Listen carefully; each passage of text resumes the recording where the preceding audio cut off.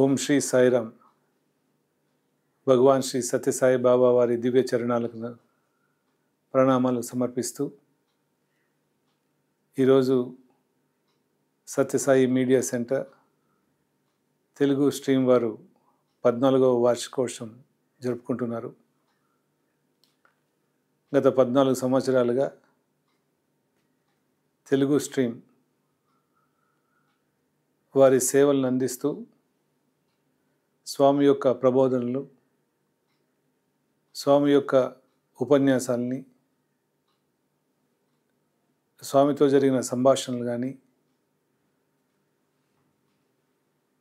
స్వామి ఏ ప్రదేశాలను సందర్శించారు, ఎక్కడెక్కడ ఎవరెవరితో మాట్లాడారు, వీడియోల ద్వారా, ఆడియో ద్వారా ప్రపంచవ్యాప్తంగా ఉన్న తెలుగు వారందరికీ కూడా స్వామి యొక్క సందేశాన్ని అందిస్తూ 14 వసంతాలు పూర్తి చేసుకున్న ఈ శుభ సమయంలో శ్రీ సత్యసాయి భగవానుల యొక్క అవతారమే ఒక ప్రేమ అవతారంగా వారు పుట్టపర్తి క్షేత్రం నుంచి బయలుదేరి కేవలం ప్రేమ అనే ఆయుధంతోనే ప్రపంచాన్ని ప్రశాంత నిలయానికి రప్పించగలిగారంటే అది అతిశయోక్తి కాదు. స్వామి ఎప్పుడూ చెప్పేవారు, నఖశిఖ పర్యంతము నాకు ప్రేమనే నిండి ఉంది అని. అంటే తల నుంచి బటన్ వేలు వరకు నిస్వార్థమైనటువంటి ప్రేమతో నిండినటువంటి ఆ ప్రేమమూర్తి ఈ నేలపైన నడియాడినటువంటి క్షేత్రమే పుట్టపర్తి క్షేత్రం. స్వామివారి యొక్క ప్రేమతత్వం ఎలాంటిదంటే తనను తాను భక్తులకు సమర్పించుకున్న ఏకైక అవతారమూర్తి భగవాన్ శ్రీ సత్యసాయి బాబా. ఎప్పుడూ కూడా భక్తుల కోసమే పరితపించేవారు, భక్తుల ఆనందాన్ని కోరుకునేవారు. వారు దర్శనార్థం వచ్చినా, వారు ఎవరిని పలకరించినా, ఎవరి దగ్గరైనా ఉత్తరాన్ని స్వీకరించినా, ఎవరైనా ఇంటర్వ్యూకి పిలిచినా, ఏ విధమైన సంభాషణ జరిగినా కానీ అదంతా కూడా భక్తుల యొక్క ఆనందం కోసమే చేసేవారు. 1940 సంవత్సరంలో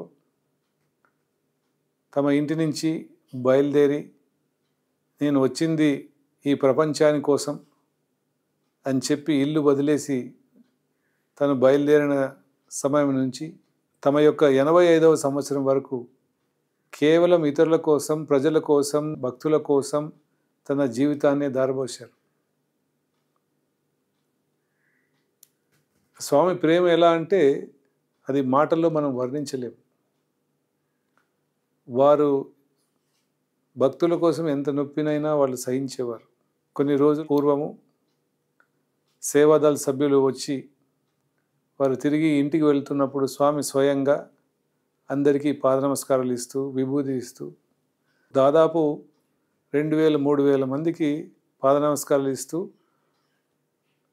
నేను విద్యార్థిగా ఉన్న సమయంలో ఒక్కొక్కసారి ఈ కార్యక్రమం చేపట్టాలంటే 2 గంటల సేపు నిలుస్తూ, మాట్లాడుతూ, తిరుగుతూ, నమస్కారాలు ఇస్తూ తిరిగేవారు.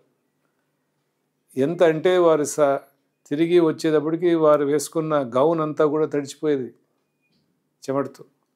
అంటే వారు ఎప్పుడు కూడా తమ కోసం తాము ఎప్పుడు చూసుకోలేదు. భక్తులతో ఉంటే వారితో మమేకమైపోయినప్పుడు తను తానే మర్చిపోయేవారు. ఒకసారి